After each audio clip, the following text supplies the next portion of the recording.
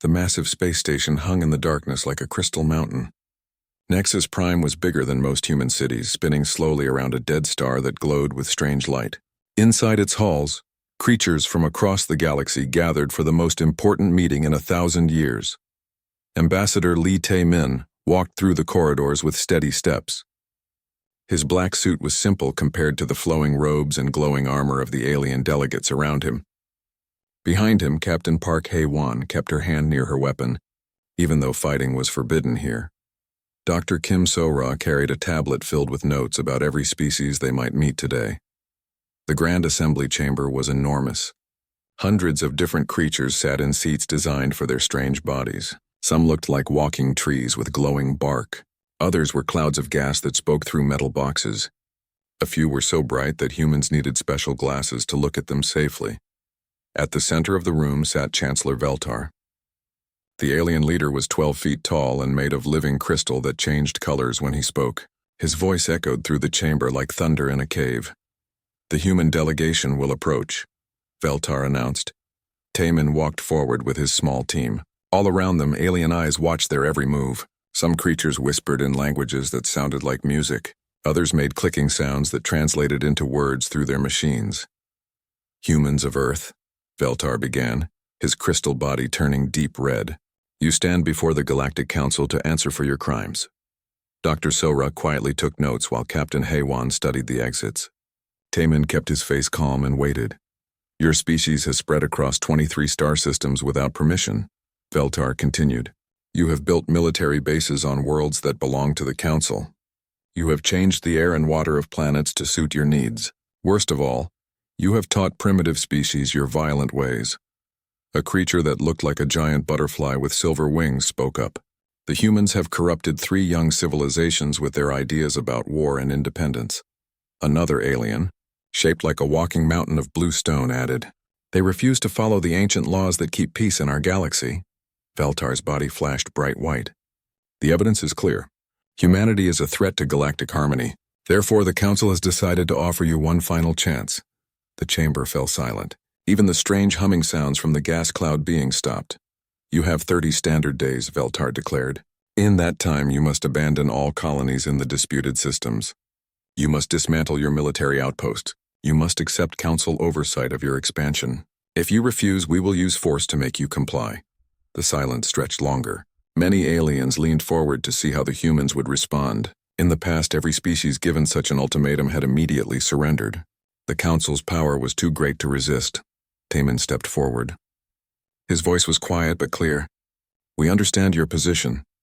Veltar's crystal body shifted to a pleased blue color. "Then you accept our terms?" "We will consider your request," Taemin replied. "You will have our formal response in 30 days. The chamber erupted in shocked sounds. Creatures chittered, whistled, and buzzed in confusion. No species had ever asked for time to consider a Council ultimatum. The very idea was unthinkable. Veltar's body turned angry red again. "This is not a negotiation, human. This is a final warning." Taemin nodded politely. "We understand." 30 days. He turned and walked toward the exit. Captain Hae-won and Dr. So-ra followed without a word. Behind them, the alien delegates exploded into argument and confusion. As they walked through the corridors toward their ship, Dr. So-ra whispered, "Did we just make the biggest mistake in human history?" Captain Hae-won smiled grimly. "Or the smartest decision we've ever made." Taemin said nothing until they reached their small transport ship. Once the doors closed and they were safely away from alien ears, he finally spoke. "How many species are in the Council?" he asked Dr. So-ra. 847 confirmed members, she replied, checking her tablet. "And how many of them joined willingly?" Dr. So-ra was quiet for a moment. "According to their own records, all of them claim they joined by choice." "But you don't believe that?" She shook her head.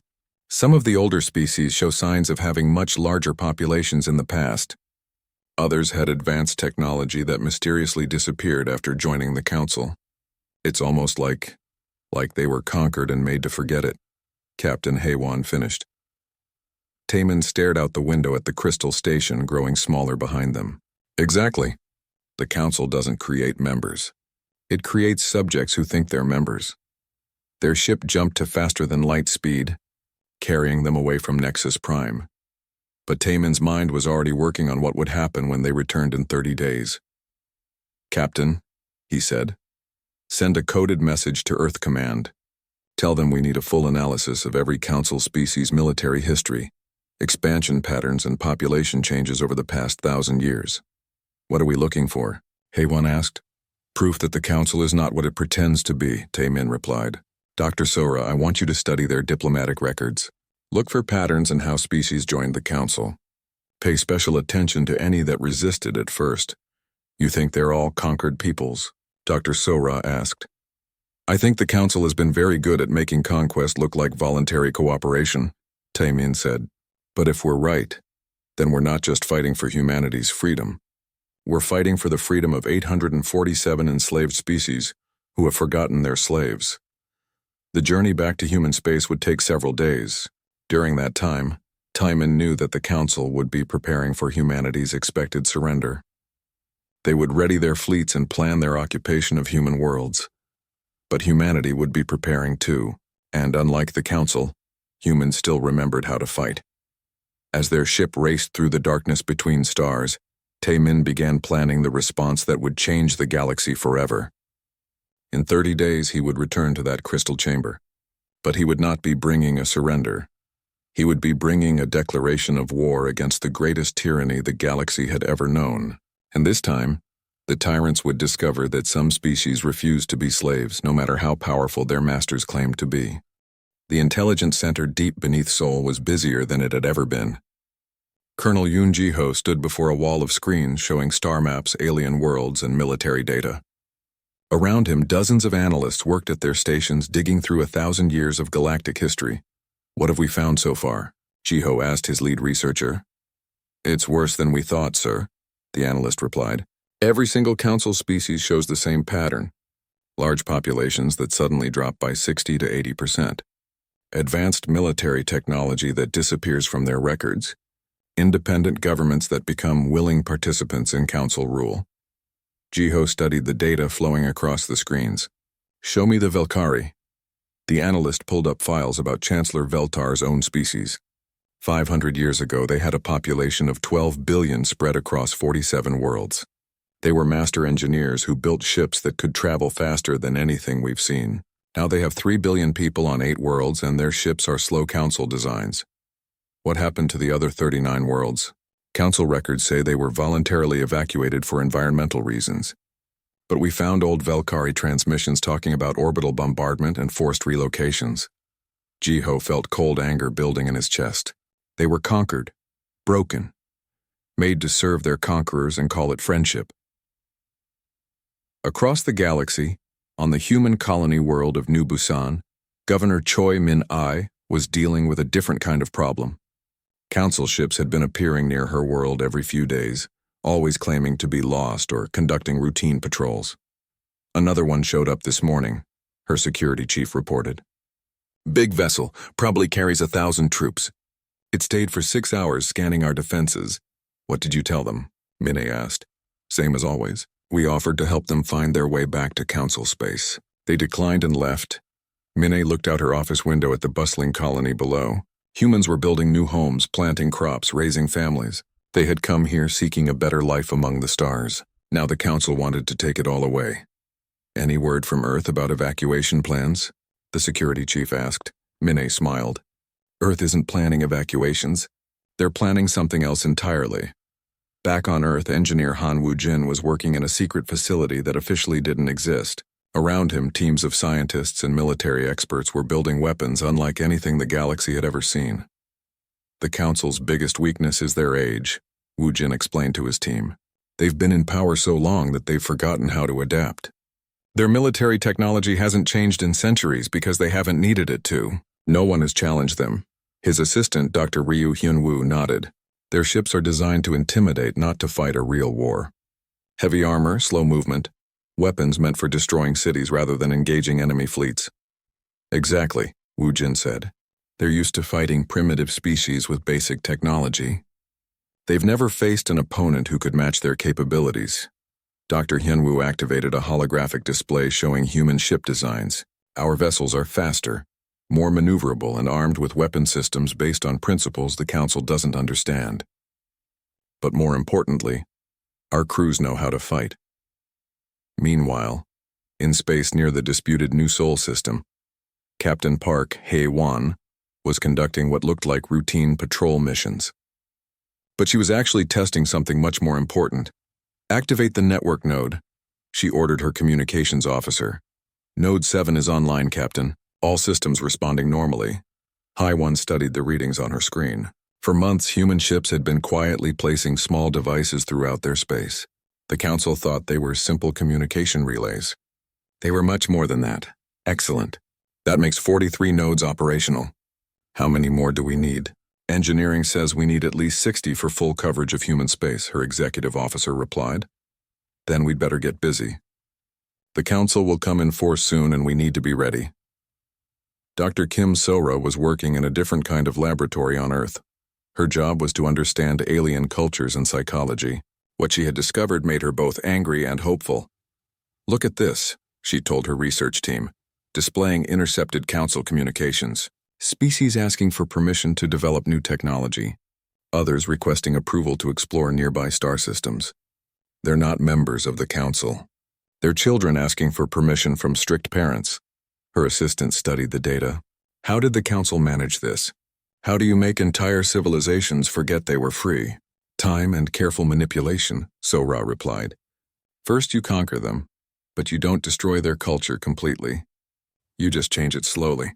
You make them dependent on you for protection, for technology, for permission to make any important decisions. After a few generations, they forget they were ever independent. But some species must remember the truth, Sora smiled. That's exactly what I'm counting on. We've identified at least 50 species that show signs of suppressed independence movements, small groups that ask too many questions or request too much freedom. The Council has been careful to prevent them from connecting with each other. What if they could connect? Then we might have allies when the fighting starts. Ambassador Taemin received all these reports during his journey back to Earth. The picture they painted was both encouraging and terrifying.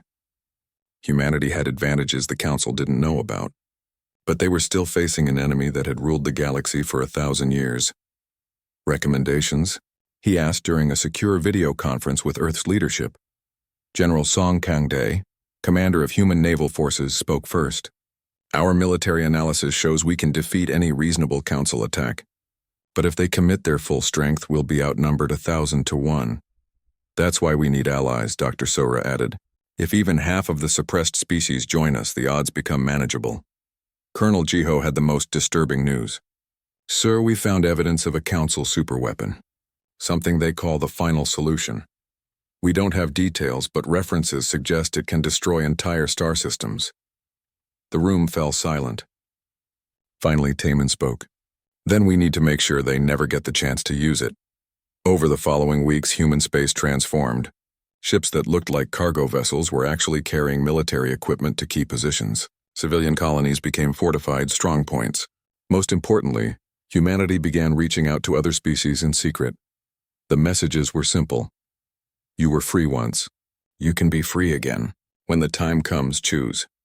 Some species reported these messages to the Council, but others began to remember old stories their grandparents had told them about the time before the Council came. Stories about independence, exploration, and the right to choose their own destiny. 28 days after the ultimatum, Taemin prepared to return to Nexus Prime. He carried with him a document that would either save the galaxy or doom humanity to destruction. But as he looked at the reports from across human space, he felt something the Council had probably never experienced. Hope based on preparation rather than fear based on power. In 2 days, the galaxy would learn what humanity had decided, and for the first time in 1,000 years, the Council would discover what it meant to face an enemy that refused to surrender. The Grand Assembly Chamber looked different when Ambassador Taemin returned exactly 30 days later. The alien delegates whispered nervously among themselves. Many had brought extra security guards. Some species that rarely attended Council meetings were present, curious to see humanity's surrender.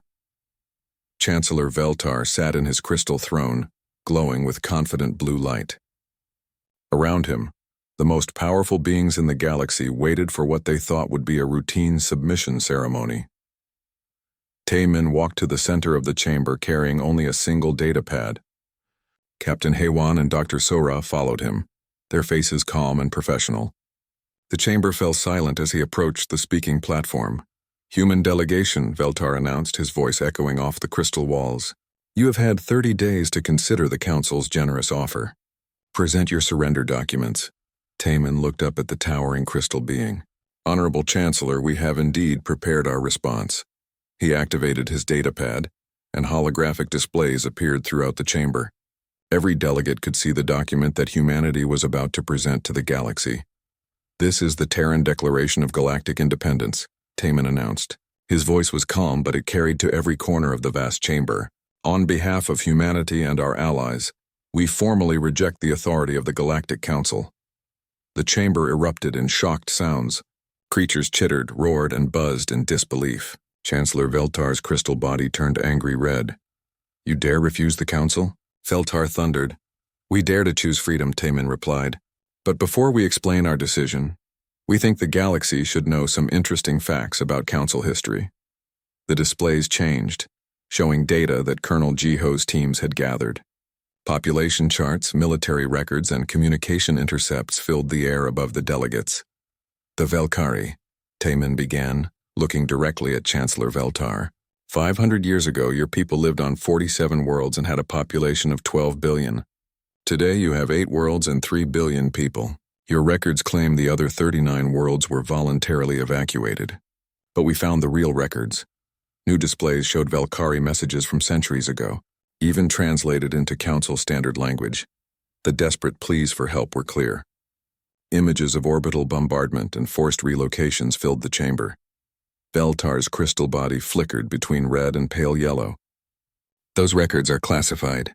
How did you—" "The Mordak Empire," Taemin continued, ignoring the interruption. He gestured toward a group of insect-like beings who sat in expensive council seats. "Once the greatest explorers in the galaxy, your ships traveled farther than any other species. Now you build nothing but pleasure craft for council officials. What happened to your proud fleets?" The Mordak delegates clicked their mandibles nervously. Their leader, a scarred veteran named Click Whistlesong, stood up slowly. The council provided us with better designs," Click Whistlesong said, but his voice lacked conviction. "Better designs?" Taemin asked. "Or did the council destroy your shipyards and force you to forget how to build real starships?" More displays showed Mordak engineering documents. The contrast between their ancient, elegant vessels and the crude council ships they now used was obvious to everyone in the chamber. Dr. Sora stepped forward. "We have similar evidence for every council species. Conquest disguised as voluntary membership. Cultural destruction presented as improvement. Independence traded for the promise of security. This is impossible," stammered a delegate who looked like a floating jellyfish. "The council protects us." "We joined willingly, did you?" Taemin asked gently. "Or were your ancestors given the same choice we received 30 days ago? Submit or be destroyed." The silence that followed was different from before. It was the silence of beings who were beginning to remember forgotten truths. Chancellor Veltar rose from his throne, his crystal body blazing with white-hot anger. "Enough. These are lies designed to turn loyal council members against their rightful government." "Then let's discuss current events," Taemin said calmly. He activated new displays showing recent council fleet movements. "In the past 30 days, council forces have been positioned around human colonies, not to protect them, but to attack them if we refused your ultimatum." The evidence was overwhelming. Battle fleets lurked near peaceful human worlds. Troop transports waited in empty space. Orbital bombardment ships had been moved into position around Earth itself. "You were never offering us a choice," Captain Haywan said, speaking for the first time.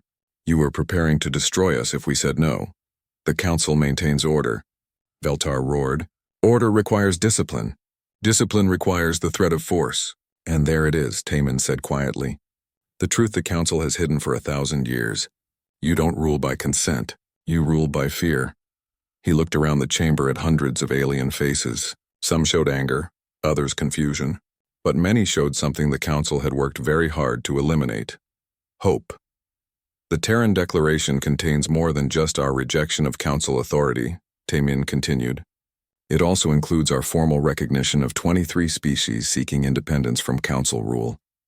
New displays showed messages from rebel groups across the galaxy. The Xanth Freedom Fighters, the Corvan Independence Movement, the Plask Liberation Front, species that the Council had claimed were satisfied members, were openly calling for freedom. Impossible, breathed a delegate shaped like a walking tree. The Xanth are loyal Council members. The Xanth are prisoners who have been told they're guests, Dr. Sora corrected. Just like you. Just like all of us were supposed to become.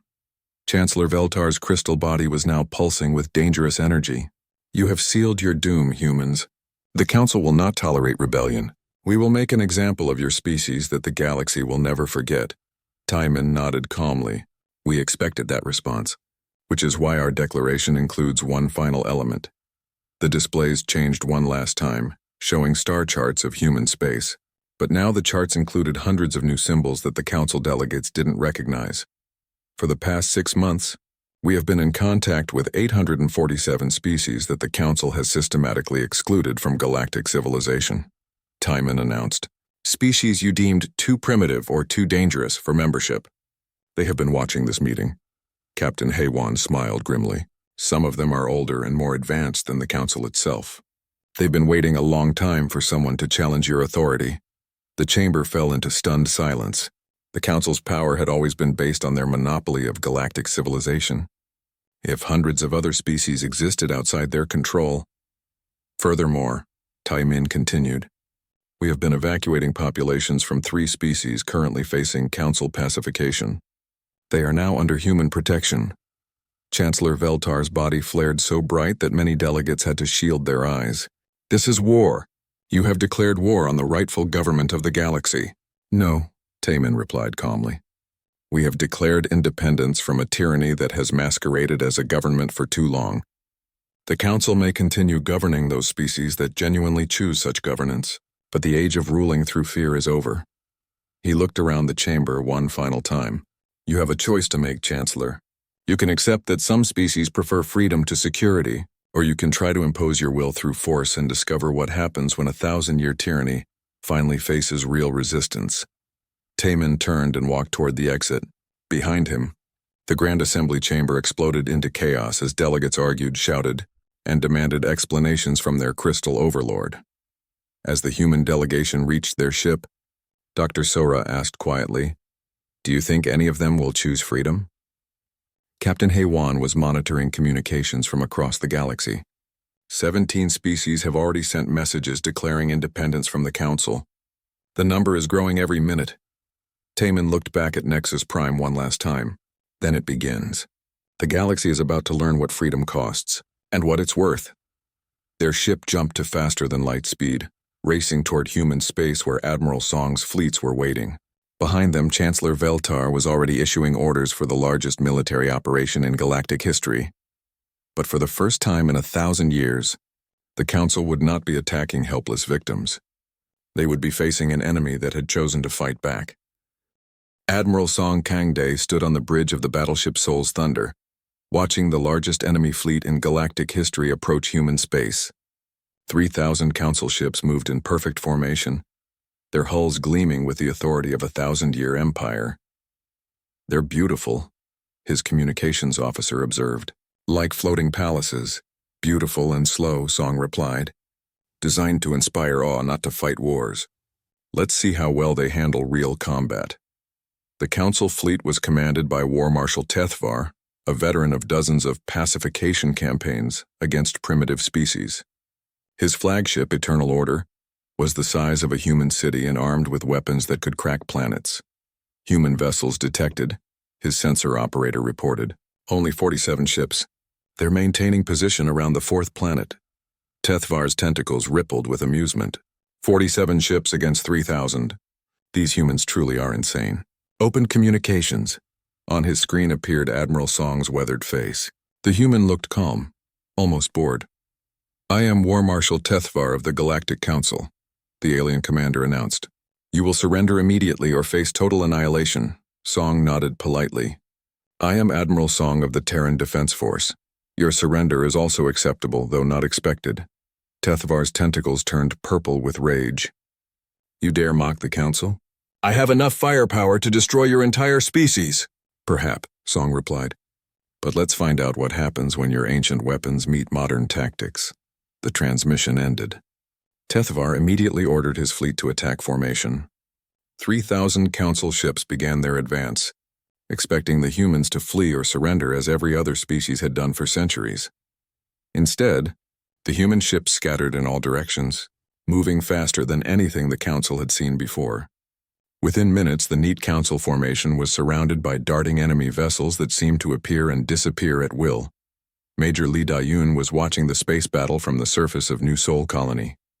Around her, human marines prepared defensive positions while civilian families moved to underground shelters.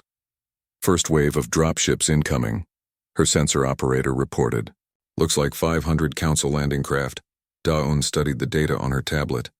The council troops were using standard invasion tactics that hadn't changed in centuries. Land overwhelming force, establish secure zones, demand surrender from surviving population. Let them land, she ordered. Don't fire until they reach the primary defensive line. Her marines looked nervous. They were outnumbered 50-1 by an enemy that had conquered hundreds of worlds. Trust the plan, Daun said calmly. The council thinks they're fighting primitives with basic weapons. They're about to learn better. In space, Admiral Song was demonstrating exactly what human military doctrine could accomplish against an enemy that had forgotten how to adapt. The council ships were powerful but predictable. They moved in straight lines, fired at maximum range, and expected their enemies to stand still and accept destruction. Human ships did none of those things. They used speed and maneuverability to avoid enemy fire, while striking at weak points the council didn't know existed. More importantly, they fought as coordinated units rather than individual vessels. Enemy flagship taking damage, Song's tactical officer reported. Their shields are down to 60%. Excellent. Signal the Busan's Revenge to begin attack run Gamma 7. The council had never faced an enemy that used complex tactical coordination. Their military doctrine was based on overwhelming firepower applied without subtlety. Against primitive species, it had always worked. Against humans, it was proving disastrously inadequate. War Marshal Tethavar watched in growing alarm as his seemingly invincible fleet took damage from an enemy that should have been destroyed in the first minutes of combat. How are they moving so fast? He demanded. Unknown, War Marshal. Their propulsion systems don't match anything in our databases. And those weapons? What are they firing at us? His weapons officer's voice was shaky. The energy signatures are unusual, sir. It's as if they're using principles of physics we haven't encountered before. On New Sol's surface, Major Daun was about to show the Council ground forces the same lesson their fleet was learning in orbit. The alien soldiers had landed in massive, heavily armed formations. They advanced with the confidence of troops who had never faced serious resistance. The first indication that something was wrong came when their communications stopped working. Then their sensors began showing false readings. Finally, their heavy vehicles started breaking down for no apparent reason. What's happening to our equipment? The Council ground commander radioed desperately. His answer came in the form of human marines appearing from concealed positions. But these weren't the primitive fighters the Council expected. They moved with precision, used weapons the aliens had never seen, and employed tactics that turned the Council's advantages against them. Within hours, 500 Council landing craft had become 500 metal coffins scattered across New Sol's landscape. But the real surprise was still coming. Dr. Ryu Hyunwoo sat in a control center deep beneath Earth's surface watching displays that showed the entire battle. Around him, technicians monitored systems that the Council didn't know existed. Network status? He asked. All nodes operational, his chief technician replied. We have complete coverage of human space. Enemy fleet positions? Exactly where Admiral Song predicted they'd be. They're following standard Council attack patterns. Dr. Hyunwoo smiled. Then it's time to activate the ice zones. Across human space, small devices that the Council had dismissed as simple communication relays suddenly came online. They had been hidden in asteroids, attached to space stations and buried on planetary surfaces for months. The Council had scanned them dozens of times and found nothing threatening. They had been looking for weapons. The devices were something much more dangerous. They were designed to make Council weapons useless. War Marshal Tethvar felt the first effects when his flagship's main guns simply stopped working. Then the shields failed. Within minutes, ships throughout his fleet were reporting the same problems. "What is happening?" he screamed at his engineering officer. "It's impossible, sir. Our systems are failing, but there's no apparent cause. It's as if space itself is interfering with our technology." That was closer to the truth than he realized. The human network was using principles that the Council's science had forgotten centuries ago. Instead of attacking enemy ships directly, it attacked the fundamental forces that made their technology work. Admiral Song watched with satisfaction as 3,000 Council ships drifted helplessly in space. Their weapons dead and their shields gone. "Signal the fleet," he ordered. "Begin recovery operations. Take their crews prisoner, but treat them well. Many of them are from conquered species who had no choice but to serve the Council." The battle for human space was over in 72 hours. The Council's mighty fleet, which had never lost a battle in 1,000 years, was completely defeated. More shocking still, it was defeated with minimal human casualties. But the real victory wasn't military. It was psychological. Across the galaxy, species that had lived under Council rule for centuries watched the news broadcasts in amazement. The invincible Council could be defeated. The Eternal Order could be challenged. On dozens of worlds, independence movements that had been hiding for generations began to emerge. Council officials found themselves facing protests, strikes, and open rebellion as their subjects remembered what freedom looked like. Chancellor Veltar, receiving reports of the disaster from his crystal throne, felt something he had never experienced in his long life. Fear, not just fear of military defeat, but fear that the entire system he represented was crumbling. "Summon the inner circle," he ordered. "It's time to activate the final solution." Deep in the heart of Nexus Prime, ancient weapons systems that had been sleeping for 1,000 years began to wake up. The Council had one last card to play, and they were desperate enough to use it. But in human space, Admiral Song was already preparing for the next phase of the war. The Council's conventional forces had been neutralized. Now came the real test. Could humanity and their allies survive what happened when a dying tyranny decided to take the galaxy down with it? The battle for human space was won. The war for galactic freedom was just beginning. The neutral space station New Horizon hung in empty space between Council territory and the Free Species Alliance. Built in just 3 months by dozens of species working together, it was a symbol of what the galaxy could become when beings chose cooperation over conquest. Ambassador Taemin walked through corridors filled with creatures he had never seen before. The galaxy was much larger and more diverse than the Council had ever admitted. Species that had been hidden for centuries were finally free to make contact with others. "The Council delegation has arrived," Dr. Sora reported. "Chancellor Veltar brought a small fleet, but they're keeping their distance." "Good. And our allies?" "Representatives from 43 species are already aboard. More are arriving every hour." Captain Haywan joined them at the station's main viewport. Outside, ships from across the galaxy floated in peaceful formation. Some were sleek human vessels. Others were the strange, beautiful craft of species that had been developing their technology in secret for centuries. "Hard to believe it's only been 6 months since we first refused the Council's ultimatum," she said. It had been 6 months of continuous change. After their devastating defeat in human space, the Council had tried to maintain control through threats and intimidation. Instead, they had triggered the largest rebellion in galactic history. 17 species declared independence in the first week. Within a month, the number had grown to 54. Now nearly 200 species had joined the Free Species Alliance, and more were abandoning Council rule every day. The process hadn't been entirely peaceful.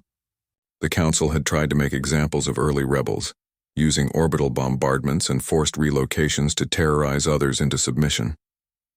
But humanity and their allies had been ready. Admiral Song's fleets appeared wherever Council forces threatened innocent populations. The same ice zone technology that had disabled the Council's invasion of human space was used to protect rebel worlds. Most importantly, the growing alliance offered something the Council never had: hope for a better future. Now finally, the Council was ready to negotiate. Chancellor Veltar entered the main conference chamber with only 2 advisors. His crystal body, once blazing with confident authority, now flickered with uncertain colors. Around the circular table sat representatives of dozens of species, all of them former council subjects who had chosen freedom. "This is intolerable," Veltar announced, his voice echoing in the large room.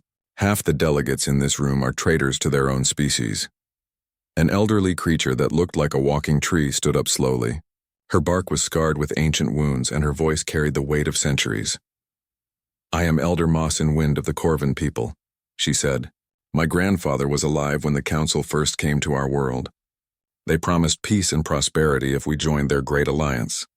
Instead, they took our colonies, our ships, and our children. For 300 years, my people have been prisoners in their own homes." She looked directly at Veltar. "I am not a traitor to my species, Chancellor. I am the first of my people to be free in 3 centuries." Murmurs of agreement came from around the table. Similar stories were shared by delegate after delegate. The council's voluntary members described generations of systematic oppression disguised as benevolent protection. Taimin finally called for order. "We're not here to relitigate the past, but to determine the future. Chancellor Veltar, you requested these negotiations. What does the council propose?" Veltar's crystal body shifted to a deep red color. "The council is prepared to offer limited autonomy to rebel species. You may govern your internal affairs as you see fit, but foreign policy and military matters must remain under council authority." The silence that followed was broken by laughter from several delegates. "Limited autonomy?" Captain Haywan asked. "Like the autonomy you gave the Velkari? Or the Mordak? We've seen how council autonomy works. The alternative is continued war," Veltar threatened. "The council still commands vast resources. We can make rebellion very costly. Can you?" asked a new voice from the chamber's entrance. Everyone turned to see Dr. Hyunwoo entering with a datapad.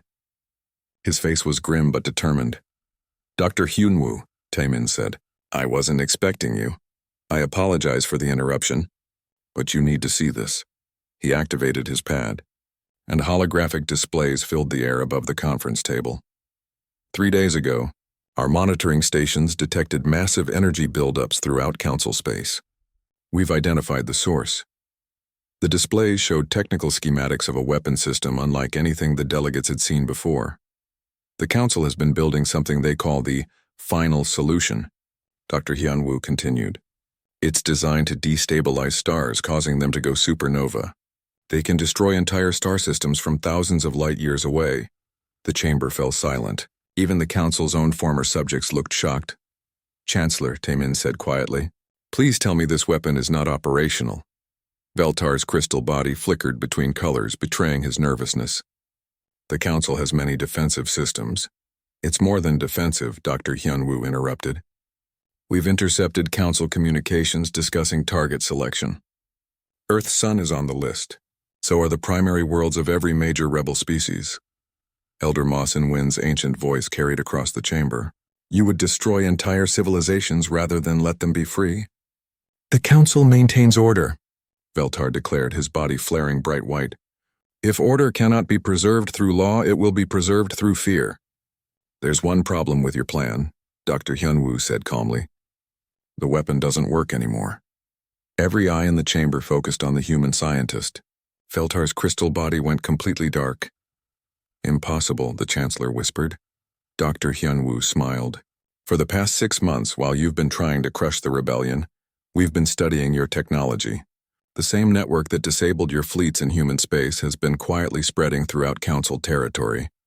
New displays showed a map of the galaxy. Thousands of small lights indicated human network nodes, now active throughout Council space. Your superweapon relies on precise manipulation of quantum forces," Dr. Hyunwoo explained. "Our network interferes with those forces. Every time you try to activate the weapon, it fails safely." Veltar rose from his chair, his crystal body radiating dangerous energy. You sabotaged the final solution?" "We neutralized a weapon of mass murder," Taemin corrected. "Just as we neutralized your invasion fleets. The age of ruling through fear is over, Chancellor." The council leader stood silent for long moments. Around him, delegates from dozens of species waited for his response. Finally, his crystal body shifted to a pale blue color of defeat. What do you want?" he asked. "Taemin, activated a new display showing a document titled The Galactic Accords of Free Association. We want what we've always wanted. Freedom, the right of every species to choose their own government, the right to explore, to trade, to form alliances based on mutual benefit rather than fear. He looked around the chamber at the diverse gathering of beings. The Council can continue to exist. Many species may choose to remain members, but you will no longer have the power to force others to join or prevent them from leaving. Elder Moss in Wind spoke up. And what of the species that have suffered under Council rule? What of reparations? The Accords include provisions for voluntary reparations and reconstruction aid, Dr. Sora explained. Species that choose to help rebuild what the Council destroyed will be recognized and rewarded. Those that don't will simply be left alone. Veltar studied the document for several minutes. And if the Council refuses these terms, then you'll find yourself governing an ever-shrinking number of species, while the rest of the galaxy moves forward without you, Captain Haywan replied. The choice is yours, Chancellor. Evolution or extinction. Veltar's crystal body flickered through dozens of colors as he considered his options. Finally, he settled on a steady white glow. The Council accepts these terms. The chamber erupted in celebration as representatives from across the galaxy realized that the 1,000-year tyranny had finally ended. But Taemin raised his hand for silence. This is just the beginning, he said. Building a free galaxy will be harder than freeing it. We'll need to learn to work together, to trust each other, to solve problems through cooperation rather than conquest. 6 months later, Ambassador Taemin stood before the first Galactic Congress of Free Species. The assembly hall was 10 times larger than the old council chamber, filled with representatives from over 400 species. Some were former council members who had chosen to stay with their old government. Others were rebels who had fought for independence. Most were species that had been hidden or ignored for centuries, now finally free to participate in galactic civilization. 1 year ago, Taemin began. Humanity received an ultimatum from the Galactic Council. We were told to submit or be destroyed. Instead, we chose a third option. We chose to be free. He looked around the vast chamber at creatures of every imaginable form. Today, that choice belongs to everyone. No species, no government, no authority has the right to rule others without their consent. The galaxy is vast enough for all of us to find our own paths among the stars. The applause that followed could be heard throughout the station.